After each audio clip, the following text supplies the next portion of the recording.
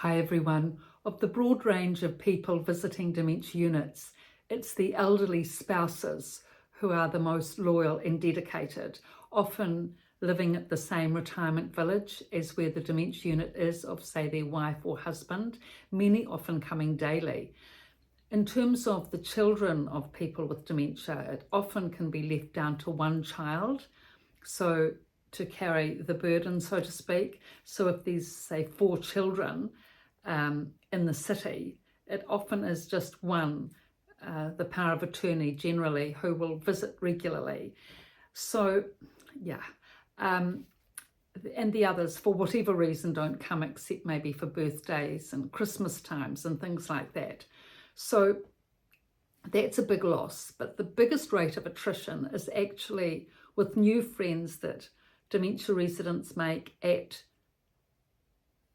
the villages, at the retirement villages, where you'd expect the friends to visit actually, because they're nearby. There's no transport problem. They can easily get there. It's usually only 200-300 meters that they have to walk, but so there's no excuse. I mean that, but the problem is, I've actually, in all the times that I've worked at dementia units, I haven't actually seen one friend from the village continue to visit a person in a dementia facility. Maybe they'll come for the first week or two, but it's rare. I mean, it may well happen, but I haven't witnessed it. But it's rare that a friend who the person may have lived next door to for a couple of years even, they may have even been best friends, like new best friends, or they may even have friends, old friends in the retirement village, but even those friends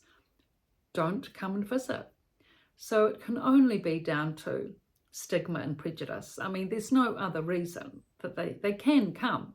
I mean, they're welcome to come, but it's just that they don't. It's very sad. And same with religious services. There's never any religious services,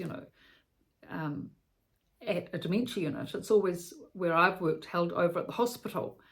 And even communion, the Catholic ladies will come over quickly for 5 minutes communion with the Catholic dementia residents, but that's it. So this is a huge social problem when this rate of attrition of people not visiting, for whatever reason, fear, ignorance, stigma, prejudice, whatever. I mean, I know, lots of people don't like going to hospitals and less so to dementia units, but when it's your parent, there's really no reason not to come.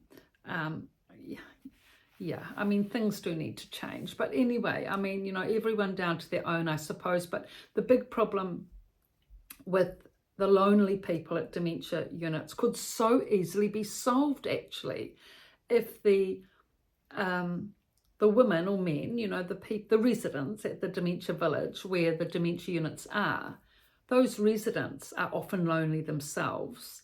People in the dementia units are often lonely, especially friends and family aren't visiting them. So it's like a natural match, to walk 300-400 meters 2-3 times a week, come over to the dementia unit, ask the nurse,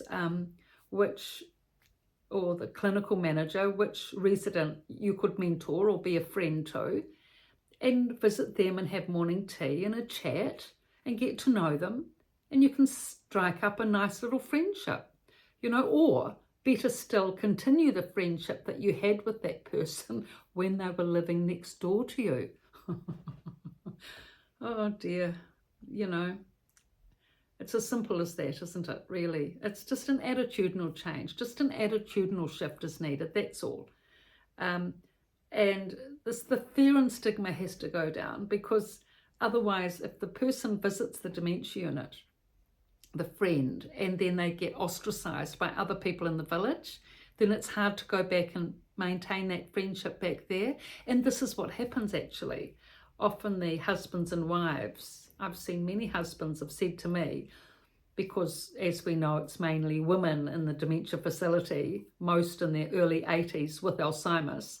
So many of the men have said to me that eventually they just end up coming to the dementia unit and not socialising back at the village because, you know, they don't state it exactly, but because they're not accepted there to the same degree because they've chosen to come and visit their wife regularly at the dementia unit. So it seems that it's either or camp rather than an inclusive camp. But the more that respect and understanding and awareness comes with dementia, and appreciating it just as a condition that, you know, it's where there's memory loss, it's not infectious, it's not contagious. These people are just as pleasant as they've always been. It's only that they can escalate up in anger if they're not visited, if they're not supported, and if they're not getting out. It's a lot of the reason why they get angry. But if they can have, you know, fair rights and some sense of justice and care, consideration and concern given to what it is that they need to lead a better quality of life in these places, just like they do in prisons, you know. They give them more freedom with exercises and socialisation and out gardening lettuces and, you know, rare frogs and butterflies and things. I was looking last night. They've got programs for prisoners to get outside and do organic gardening, and they're much happier as a result. Well, I'm sure there's something that can be arranged for the dear dementia residents to, you know, be able to fend the little flowers in their flower pots or something, or, you know, some constructive activity which enables them to get more fresh air and sunshine. Then everyone's happier as a result, aren't they? So hopefully, you know, this dilemma can change in dementia facilities where more visitors come, where lonely people come, lonely elderly people, capable elderly people who have lost their husbands, or, you know, husbands have lost their wives, and they can come to the dementia unit. They'll be very welcome there as visitors, and this sort of matching up in terms of friendship and mentoring services would go a long way to helping the lonely in dementia facilities, and the visitors would be welcomed, and it would be a positive win-win all round. So these two books, The Resident's Voice and The Resident's Rise, I've written, both from a dementia unit, and thank you very much to those of you who have purchased it. I've seen on Amazon some sales coming through, so that's really fantastic, so that the resident's voice can be heard. And just to let you know that the first half is a novel, an easy read, days of our lives in a dementia unit, and wonderful characters in there. And then the second half is all the epilogues, the positive practical techniques to help people, to help relatives with you know, their family, or to help family with their relatives going into dementia facilities, you know, with all that's needed to be known in a dementia unit, down to staff, the medications, the doctor's visits, the lines of authority, lines of communication. So much needs to be done. And that's why relatives get confused, you know, as to what's going on, because they're not educated in all these aspects that need to be known, which is in here, and then all of what needs to be understood and worked with in terms of anger, depression, anxiety, and activities, and many other things, of which there's always extra things to know to help with people with dementia. So thank you for your support and for subscribing, and please subscribe to the channel so that we can pick things up. You know, things are going quietly, but still it's happening, which is good.